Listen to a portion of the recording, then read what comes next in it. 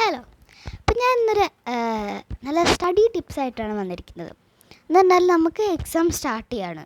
മാർച്ചിൽ എക്സാം ആണല്ലോ എല്ലാവർക്കും, ആനുവൽ എക്സാം. അപ്പോൾ ആനുവൽ എക്സാമിന് നല്ല മാർക്കോടെ പാസ്സാവണം, ഉള്ളവർക്കൊക്കെ ഇച്ചിരി കൂടെ ബെറ്റർ ആവണം എന്നുള്ളവർക്കുള്ള ഒരു സംഭവമാണ്, ഒരു ടിപ്പാണ് ഞാൻ പറഞ്ഞുതരാൻ പോകുന്നത് നിങ്ങൾക്ക്.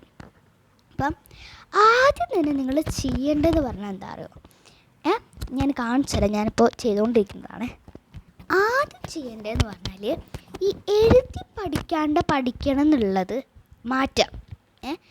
അല്ല, വായിച്ച് പഠിക്കുക. മാത്സൊക്കെ വായിച്ച് പഠിച്ചാൽ പെട്ടെന്ന് തലയിൽ കയറുന്ന ഒരാളാണ്. ഇപ്പം എല്ലാം ഭയങ്കരമായിട്ട് ഇതാക്കാൻ പറ്റുന്ന ഒരാളാണെന്നുണ്ടെങ്കിൽ മാത്സ് ഒന്നും അങ്ങത്ര പെട്ടെന്നായിട്ട് വായിച്ച് പഠിച്ചാൽ അതൊട്ടും നമ്മളെ തലയിൽ കയറില്ല എക്സാമിനേക്കുന്നു. അപ്പം അങ്ങനെ അങ്ങനെ ഇതാവാണ്ടിരിക്കാൻ വേണ്ടിയാണ് ഞാൻ പറഞ്ഞത്, നിങ്ങൾ മാത്സ് നന്നായിട്ട് എഴുതി തന്നെ പഠിക്കാം.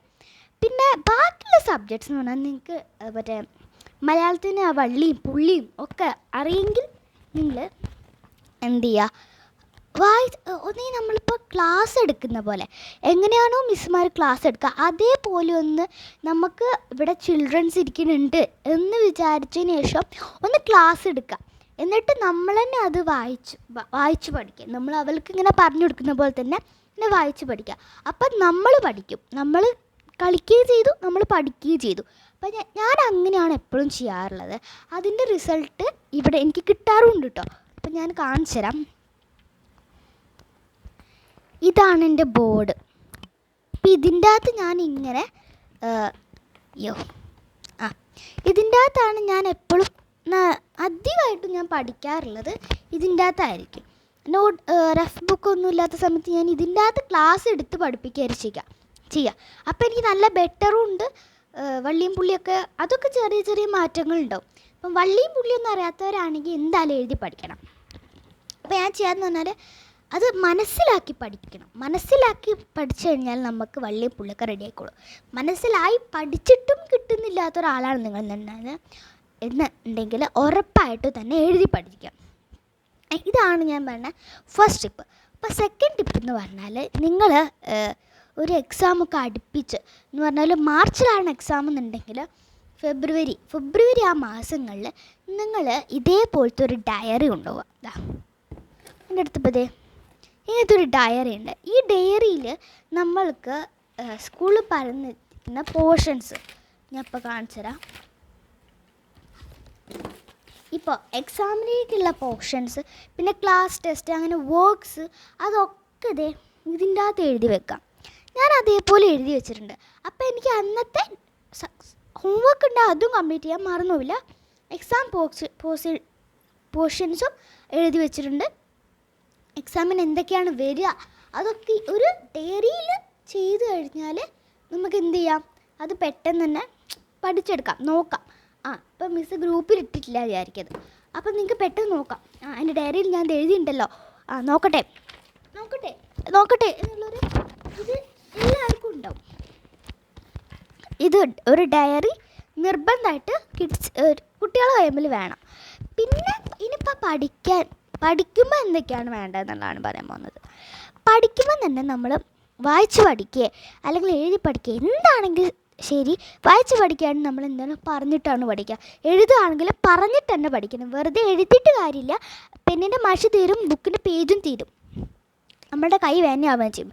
പക്ഷേ എഴുതി പഠിച്ചു കഴിഞ്ഞാൽ അത് നല്ല റിസൾട്ട് കിട്ടും. അപ്പോൾ വായിച്ച് പഠിക്കുകയാണെങ്കിൽ വായിച്ച് പഠിക്കുക, മനസ്സിലല്ല വായിച്ച് പഠിക്കേണ്ടത്. അങ്ങനെ മനസ്സിൽ വായിച്ച് പഠിച്ചു കഴിഞ്ഞാൽ നമുക്ക് കിട്ടുന്ന ബെറ്റർ ആയിരിക്കില്ല, അതിന് ബെറ്റർ കുറയും. എന്ന് പറഞ്ഞാൽ നമുക്ക് കിട്ടിയതിനെക്കാട്ടും ഇത്തിരി കൂടെ മാർക്ക് സ്കോർ ചെയ്യണം എന്നുള്ളവർക്കാണെങ്കിൽ ഞാനിപ്പോൾ പറഞ്ഞുകൊണ്ടിരിക്കുന്നത് ഇതാക്കാം. അല്ലാത്തൊരു ഇങ്ങനെ ബാക്കോട്ട് പോകണം എന്നുള്ളവർക്കാണെങ്കിൽ ഇതൊന്നും ചെയ്യാണ്ടിരിക്കുക. മനസ്സിലായോ? മനസ്സിൽ വായിച്ചു കഴിഞ്ഞാൽ നിങ്ങൾ ഇത്തിരി കൂടെ ബാക്കോട്ട് പോകുന്നേ ഉള്ളൂ. അപ്പോൾ ബാക്കോട്ട് പോകുന്നത് ആർക്കും ഇഷ്ടമല്ല. എപ്പോഴും മുന്നോട്ട് വിജയിക്കാനാണ് എല്ലാവർക്കും ഇഷ്ടം.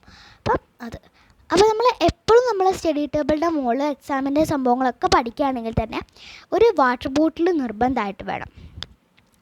ഒരു വാട്ടർ ബോട്ടിൽ നിർബന്ധമായിട്ട് നമ്മുടെ സ്റ്റഡി ടേബിളിൻ്റെ അടുത്ത് എവിടെയെങ്കിലും വാട്ടർ ബോട്ടിൽ വേണം, നമ്മൾ പഠിക്കുന്ന സ്ഥലത്ത് വേണം. പിന്നെ വേണ്ടതെന്ന് പറഞ്ഞാൽ ഒരു എന്താ 2024 ഒരു കലണ്ടറാണ് വേണ്ടത്. ഒരു കലണ്ടറും നമുക്ക് വേണം. അതാകുമ്പോൾ നമുക്ക് വെള്ളത്തിൻ്റെ പണിയല്ലേ സംഭവങ്ങളൊന്നും. എന്നാൽ നമ്മൾക്ക് ക്ഷീണിക്കുമ്പോൾ എടുത്ത് വെള്ളം കുടിക്കാം. ഇത്തിരി കൂടെ എനർജിയൊക്കെ കിട്ടാൻ വേണ്ടിയിട്ടാണ് വെള്ളം അടുത്ത് വെക്കണം എന്ന് പറയുന്നത്. എക്സാമിനല്ല, അല്ലാത്ത പഠിക്കുമ്പോഴൊക്കെ വെള്ളം നമ്മൾ അടുത്ത് വെക്കണം. പിന്നെ വേണ്ടതെന്ന് പറഞ്ഞാൽ ഒരു പെൻ ഹോൾഡർ. അതെല്ലാവരും സെറ്റ് ടേബിളും ഉണ്ടാവും. എൻ്റെ സെറ്റ് ടേബിളിലും ഒരു പെൻ ഹോൾഡർ ഉണ്ട്. പിന്നെ ഇത്തിരിയും കൂടെ ഒരു റീഫ്രഷിങ് കിട്ടാനായിട്ട് നിങ്ങൾക്കൊരു പ്ലാന്റും കൂടെ സെറ്റ് ചെയ്യാം. അപ്പോൾ അതൊക്കെ നിങ്ങളെ ഇഷ്ടമാണ്, വേണമെന്നുള്ളത്. പിന്നെയെന്ന് പറഞ്ഞാൽ ഞാൻ പറഞ്ഞില്ലേ മറ്റേ കലണ്ടർ എന്തിനാണ് യൂസ് ചെയ്യുന്നത്? കലണ്ടർ യൂസ് ചെയ്യുന്നതെന്ന് പറഞ്ഞു കഴിഞ്ഞാൽ നമുക്ക് ഇപ്പോൾ ഇങ്ങനെ മാർക്ക് ചെയ്ത് വെക്കാം. ഇനി എനിക്ക് ഇത്ര ദിവസം കൊണ്ട് ഇത് പഠിച്ചെടുക്കാം, ഇത്ര ദിവസം കൊണ്ട് അത് പഠിച്ചെടുക്കാം, ഇനി എനിക്ക് ഇത്ര ദിവസമേ ഉള്ളൂ, എങ്ങനെയെങ്കിലും പഠിച്ചെടുക്കണം എന്നുള്ളതൊക്കെ തോന്നിക്കാൻ വേണ്ടി ഒരു കലണ്ടർ എന്തായാലും വേണം.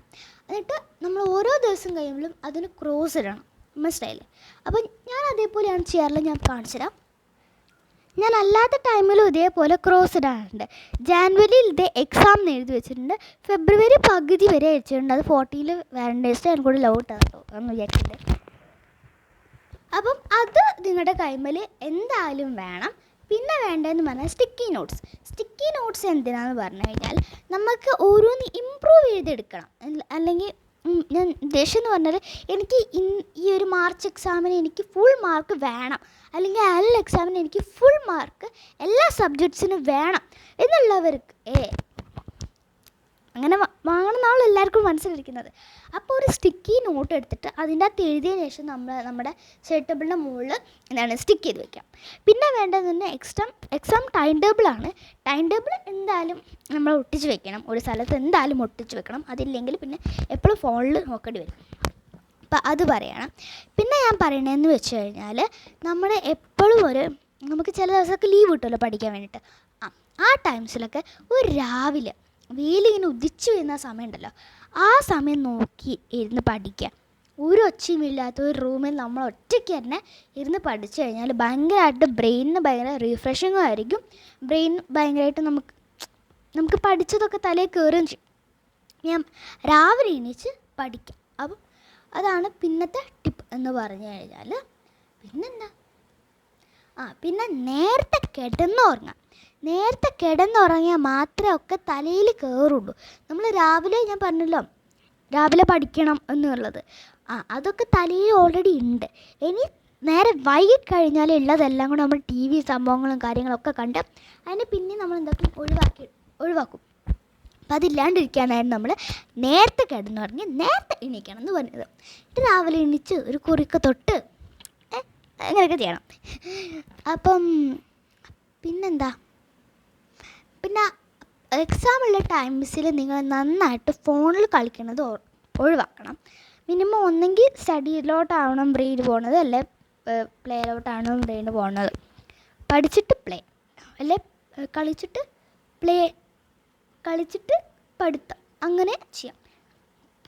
കളിച്ച് വന്ന് ഫ്രഷായി പഠിക്കുക, അല്ലെങ്കിൽ കളിച്ചിട്ട് ഫ്രഷ് ആവുക. അപ്പോൾ നമുക്ക് ഇച്ചിരിയും കൂടെ സിമ്പിളായിരിക്കും. രാവിലെ പഠിക്കണു, പിന്നെ കളിക്കണു, പിന്നെ ഫുഡ് കഴിക്കണു, നേരത്തെ ഉറങ്ങുകയും ചെയ്യാം. അപ്പം അതൊക്കെയാണ് ഞാൻ പറയുന്നത് ഇന്നത്തെ ടിപ്സ് എന്ന് പറഞ്ഞാൽ. അപ്പം ഇതൊക്കെ ഒന്ന് ചെയ്ത് നോക്കൂ, എക്സാം നന്നായിട്ട് സ്കോർ ചെയ്യാൻ പറ്റും. അപ്പം ഇന്നത്തെ വീഡിയോ ഇത്രയേ ഉള്ളൂ. ലൈക്ക് ചെയ്യുക, ഷെയർ ചെയ്യുക, സബ്സ്ക്രൈബ് ചെയ്യുക. ബൈ.